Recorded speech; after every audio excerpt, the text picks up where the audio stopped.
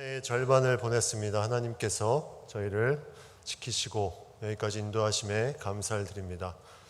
우리 양옆에 분들하고 좀 인사해 볼까요? 하반기에도 행복하세요. 하반기에도 행복하세요.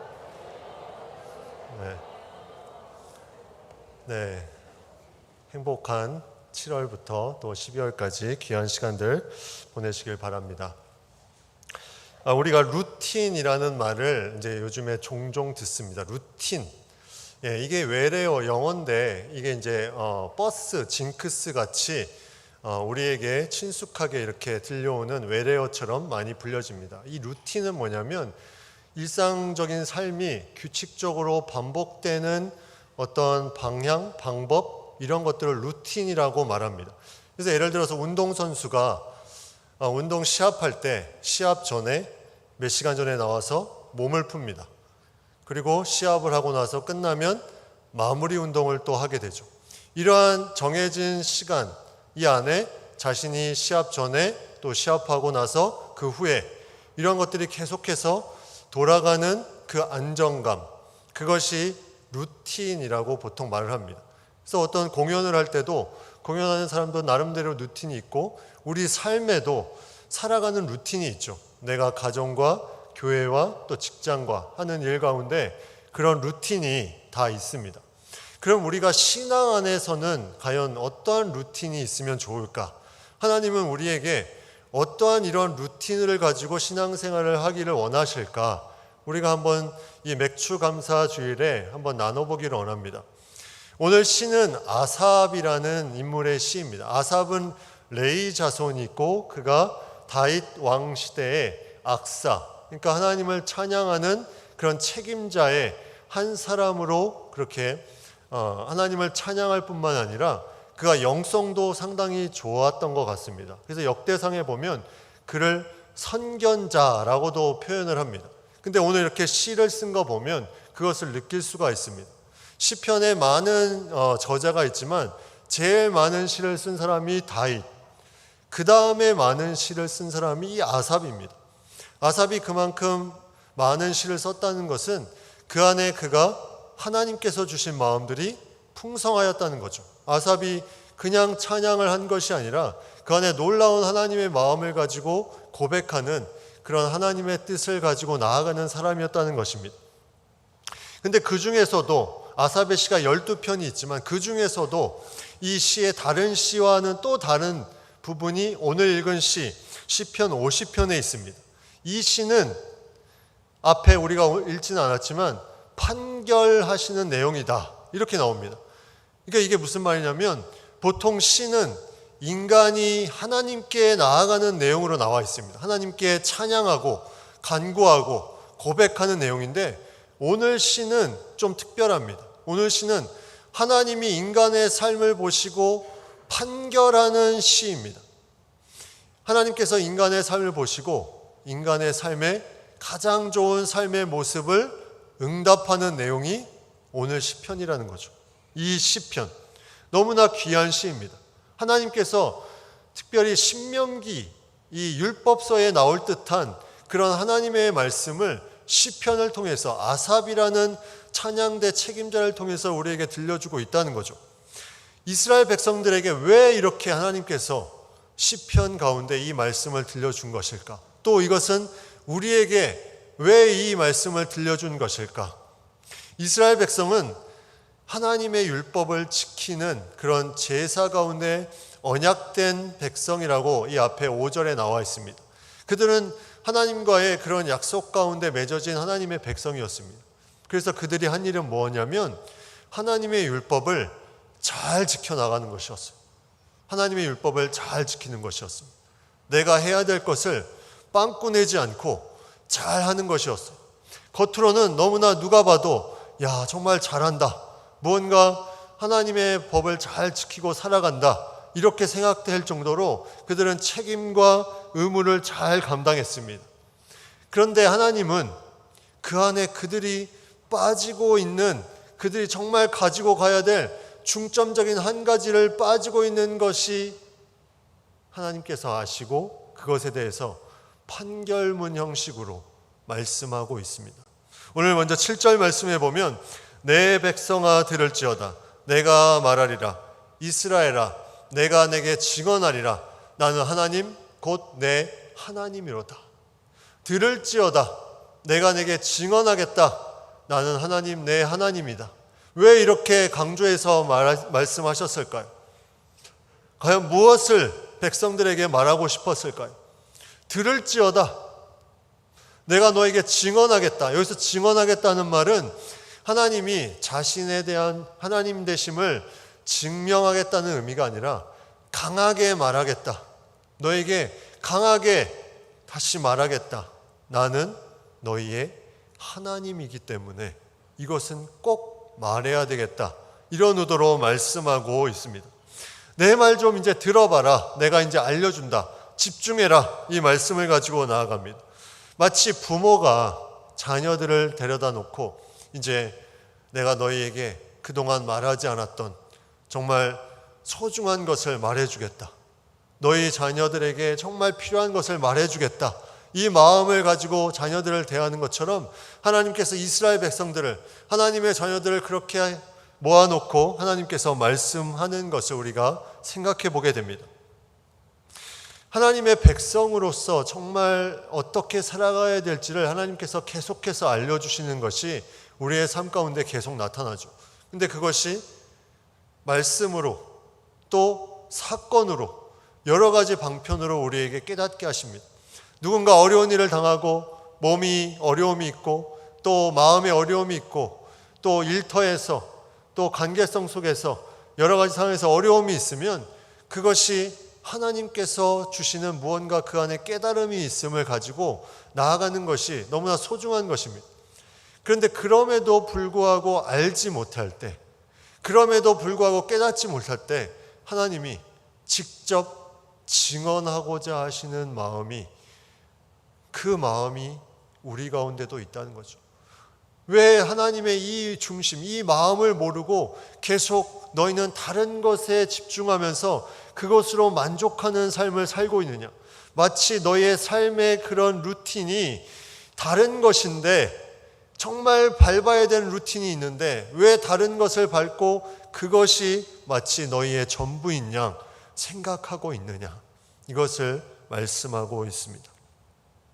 하나님께서 증언하시는 내용이 8절부터 나옵니다. 8절 말씀해 보면 나는 내 재물 때문에 너를 책망하지는 아니하리니 내 번제가 항상 내 앞에 있음이로다.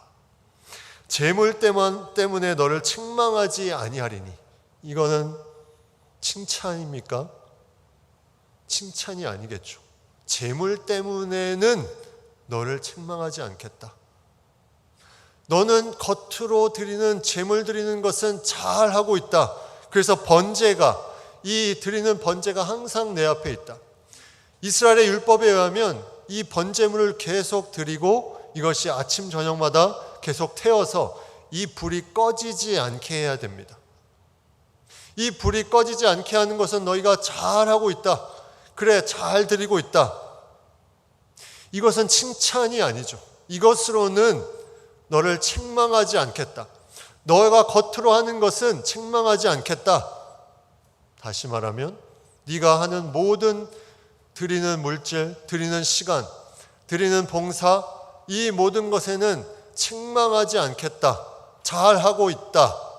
그러나 너희가 놓치고 있는 부분이 있다는 거죠. 놓치고 있는 부분. 하나님의 하나님 되심을 선포하며 나아갑니다. 이 말씀을 하시고 계속해서 9절부터 하나님이 하시는 말씀은 뭐냐면 내가 천지의 주인이 되신다. 내가 이 모든 만물의 주인이 되신다. 내가 이 모든 만물의 주인이다. 그러니 너희가 다른 생각으로 겉으로 하는 그것으로 만족함을 얻으려고 하지 마라. 예를 들어서 계속해서 내가 무언가를 잘 드립니다. 내가 시간을 잘 드리고 내가 헌신하는 그 부분을 통해서 잘 드리고 내가 물질을 잘 드리고 이것을 통해서 마치 내가 가지고 있는 것이 내 것이고 이것이 하나님의 것으로 소유를 인양하는 것처럼 그렇게 생각하지 말라는 거죠. 내가 가진 시간, 내가 가진 물질이 마치 내 것인데 이 내 것인 것을 하나님께 소유를 이전합니다 하는 생각을 갖지 말라는 거예요. 그런 생각을 갖는 것이 너희가 겉으로 하는 그것으로 너희는 만족하게 만들어 버린다는 겁니다. 더 중요한 것이 있다는 거죠. 내가 겉으로 그렇게 잘하고 있지만 그것이 너희가 가지고 가야 될 가장 핵심적인 부분은 아니다. 왜냐하면 이미 그 모든 것이 하나님의 것, 내 것이라고 말씀하고 있습니다. 이 모든 것의 주권은 나에게 있다. 너희가 가지고 있는 것을 통장으로 옮기든지 현금으로 가지고 있든지 그 모든 것에 상관없이 이 모든 것은 나의 것이다. 너희는 관리자다. 청직이다. 그렇기 때문에 너희가 겉으로 드러나는 번제를 꺼트리지 않는, 번제의 불을 꺼트리지 않는 그것으로 너희는 만족하지 말라는 거죠.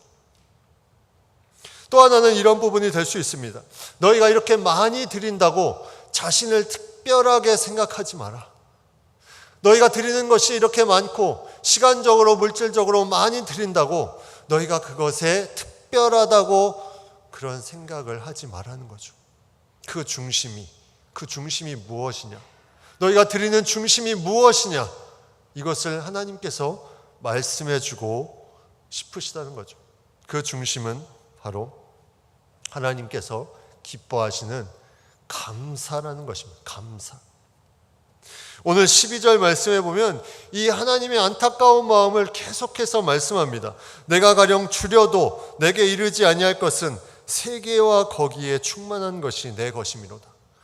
다시 말한다. 내가 줄여도 나는 하나님인데 인간의 눈높이에 맞춰서 말씀합니다. 내가 너희처럼 줄일지라도 나는 너희 것을 더 요구하지 않겠다. 네가 가지고 있는 숫소, 순념소 다 너희가 가지고 있는 것 더 이상 요구하지 않겠다. 내가 줄일지라도, 하나님은 줄이시는 분이 아닌데 이렇게까지 표현하면서 너희들이 무언가 잘못하고 있음을 강하게 말씀하고 있습니다. 너희 안에 감사함이 없다는 거죠. 내가 드림에 감사함이 없습니다. 내가 시간을 그렇게 드림에도 감사함이 없습니다. 내가 교회에서 봉사함에도 감사함이 없습니다. 그 감사함이 없이 겉으로는 말짱하게 잘 돌아가는 것처럼만 보입니다. 그것이 아니라는 거죠. 그게 중심이 아니라는 것을 하나님께서 들어라. 내가 너의 하나님이다. 이것을 가지고 나아가라. 그래서 첫 번째 하나님이 원하시는 삶의 루틴은 감사로 하나님께 제사를 드리라. 이거였습니다. 14절에 감사로 하나님께 제사를 드리라. 성경에는 감사에 대한 말씀이 많이 나옵니다. 그 중에 가장 첫 번째 나오는 감사가 레위기 7장에 나오는 감사인데 거기도 마찬가지로 감사로 드린다라고 나와 있습니다. 감사로 드리라는 거죠. 무언가를 할 때 너희가 가지고 있는 것을 옮긴다는 생각하지 말고 그것이 다 하나님께서 주어진 것이고 그것으로 감사함으로 드리는 것이다. 여기에 우리의 중심이 흔들리면 우리는 에너지를 낭비하기 시작합니다. 내가 감사해야 되는 온전한 에너지를 내가 마치 겉으로 이것을 잘하고 있는 것처럼 생각하는 에너지로 이것이 나아가면 원망과 불평으로 왜 나는 이렇게 하는데 저 사람은 저렇게 안 할까? 비교하면서 에너지를 잘못 쓰는 것, 이것이 하나님이 얼마나 안타까운 것입니까? 우리가 에너지를 있는데 하나님이 주신 그 에너지를 감사의 에너지로 쓰면 이 에너지가 폭발적으로 늘어나는데 엉뚱한 곳에 겉으로 보여지는 것에 이 에너지를 쓰고 있다는 것. 그래서 이 감사는 관계성에서 나오는 것입니다. 이 감사는 그냥 나오는 것이 아니에요. 하나님과 나의 관계성, 그 관계성 속에서 가장 중요한 핵심, 내가 하나님의 자녀로 이 자리에 있다. 하나님의 자녀로 부름받았다. 예수님께서 이 땅에 오셔서 나를 위해서 십자가에 돌아가시고 내 죄의 모든 것을 감당해 주셨다. 이 한 가지로 우리는 감사함으로 나아가는 중심이 생기게 된다는 거죠. 만약에 나에게 감사함이 없다. 누가 정말 귀한 가치의 선물을 줬는데 그것을 받는 순간에 무덤덤하다. 아무 생각이 없다. 감사함이 없다. 이것은 둘 중에 하나입니다. 하나는 그 선물의 가치를 모르고 있거나, 또 하나는 받았다고 생각했지만 안 받은 것입니다. 정말 그 놀라운 하나님의 선물을 받았다면 우리는 감사의 중심을 이룰 수가 없다는 거죠.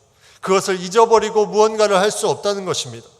누가복음 17장에 나병 환자 걸린 10명의 환자가 나옵니다. 이 10명의 환자, 예수님께서 제사장에게 가서 너의 몸을 보이라고 말씀합니다. 그들이 가면서 어떤 일이 일어났습니까?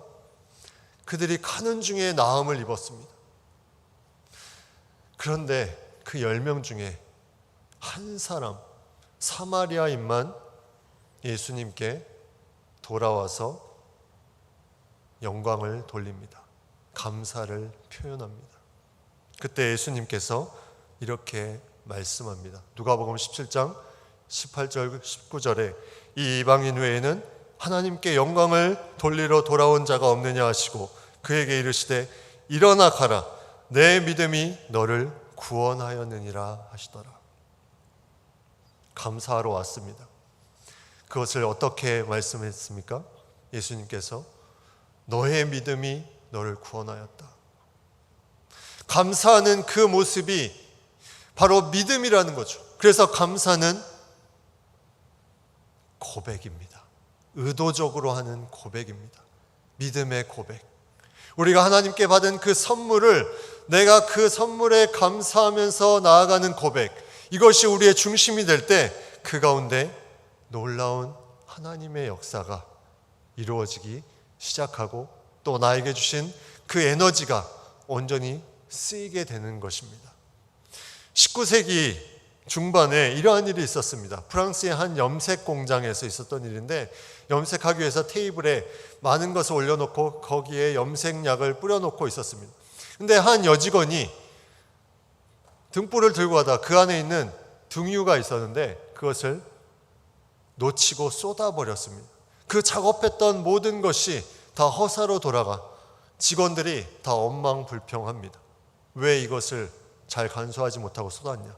그때 그 직장의 대표가 다른 부분을 보게 됩니다. 그 등유가 쏟아진 부분만 하얗게 변해 있었다는 거죠. 다른 사람들은 다 원망하고 불평했는데 그 모습을 보고 이 대표는 다른 생각을 했습니다. 저 염색에 등유가 이렇게 쏟아지니까 하얗게 돼. 그래서 생겨난 것이 지금까지 우리가 잘 사용하고 있는 드라이 클리닝입니다. 세탁의 놀라운 방법이 원망불평하는 그 사람 가운데 새로운 시각으로 보니까 놀라운 역사를 일으키기 시작했다는 거죠. 우리가 감사하다는 것은 만약에 이렇게 이루어진다면이 아닙니다. 우리가 감사한다는 것은 나의 시각을 하나님께 맡기는 거예요. 나의 시각의 초점을 내 생각이 아니라 말씀 가운데 하나님의 뜻 가운데 다시 조정하는 겁니다. 그러면 거기에 감사가 나오게 됩니다.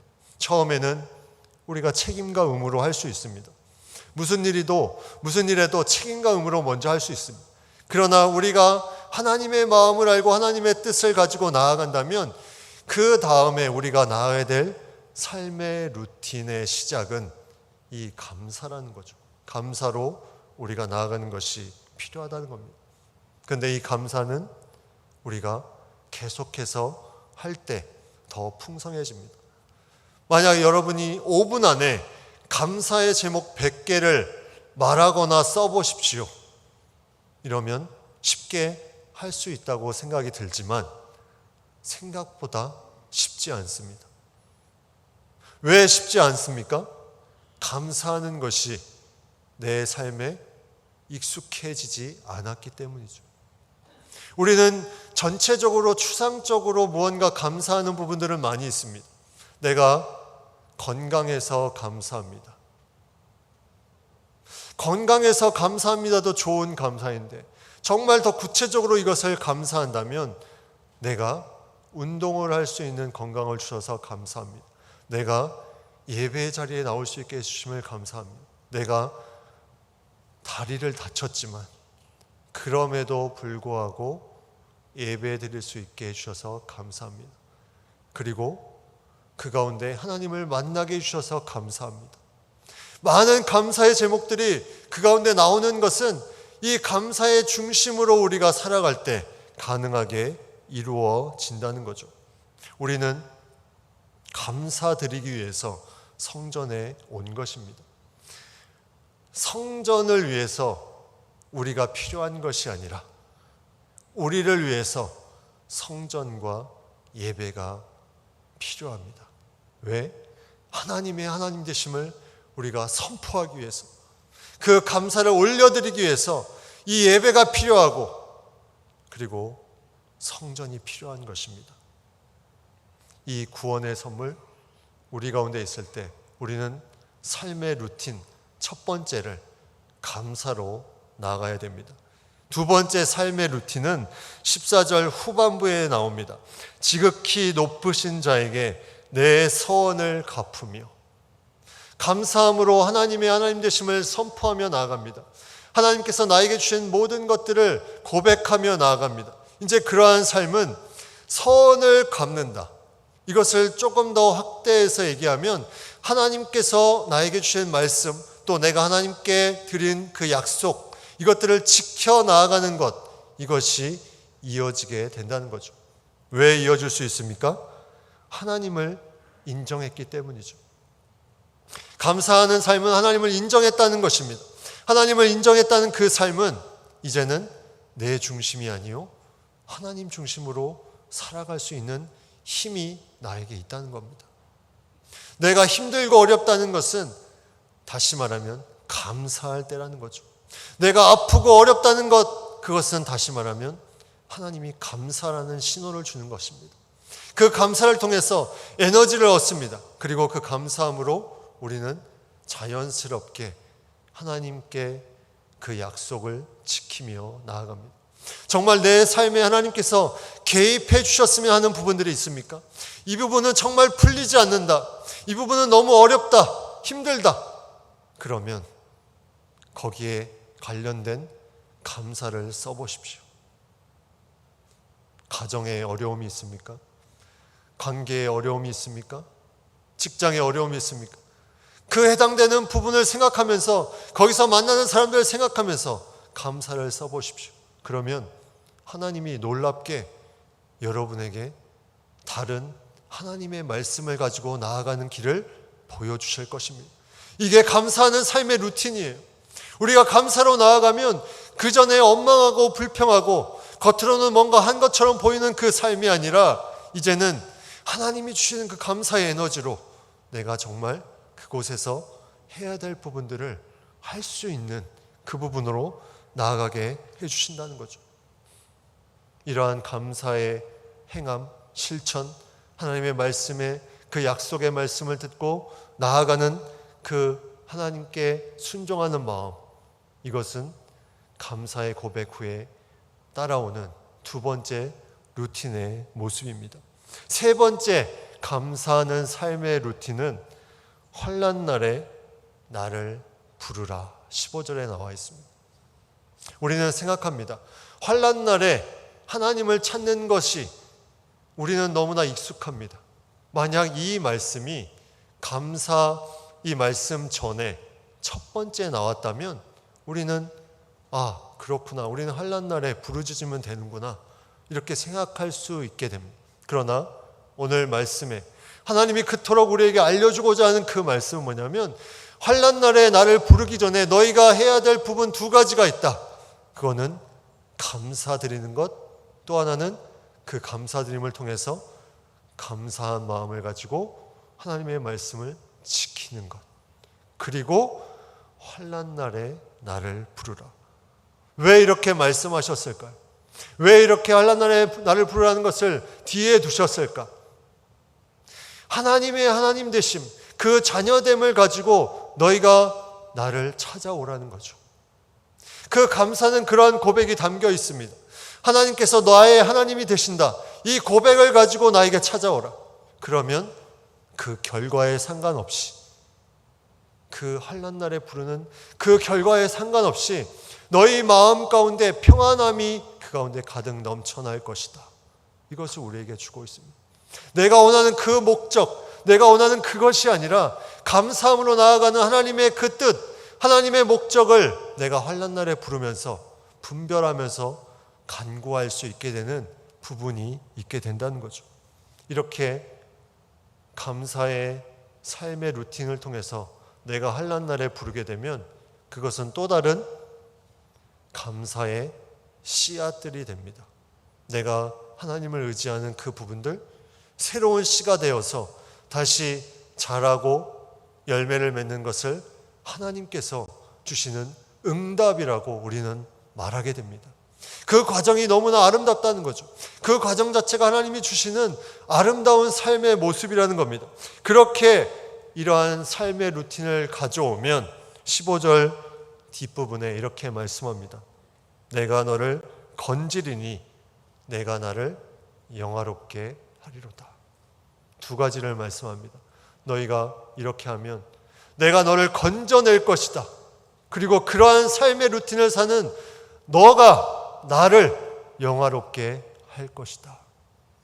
여러분, 하나님의 백성으로서 이 삶의 루틴을 우리는 기억해야 됩니다. 하나님이 나를 건져주시고 내가 하나님을 영화롭게 하는 이 삶의 루틴, 그 중심에 감사가 있다는 거죠. 그래서 오늘 시인은 이 감사를 23절에 다시 한번 이렇게 고백합니다. 감사로 제사를 드리는 자가 나를 영화롭게 하나니 그의 행위를 옳게 하는 자에게 내가 하나님의 구원을 보이리라. 감사로 제사를 드리는 자가 서원을 갚으며 환난 날에 나를 부르면 영화롭게 한다고 말씀하셨는데 23절에는 뒤에 두 가지를 빼고 앞에 하나만 놓고 감사로 제사를 드리는 자가 나를 영화롭게 한다고 말씀합니다. 이걸 다시 생각해 보면 감사로 드리는 그 사람은 자연스럽게 하나님의 약속의 말씀을 지키는 삶을 살게 되고 그 감사를 고백한 하나님께 자연스럽게 하나님을 의지하며 부르게 된다는 것을 우리에게 알려줍니다.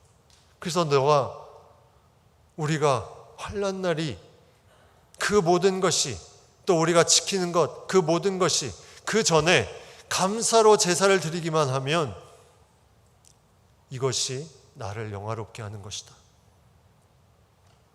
우리의 삶의 루틴이 어디에 있습니까? 내가 되어지는 부분들, 내 상황, 내 삶의 모습에 내가 원망과 불평 또는 내가 하는 일에 그냥 무덤덤하게 내가 계속 겉으로만 잘하고 있다는 그 생각, 그 모든 것에 나의 중심이 어디에 있습니까? 감사로 제사를 드리는 자가 나를 영화롭게 한다고 말씀합니다. 우리 안에 이 감사가 있어야 됩니다.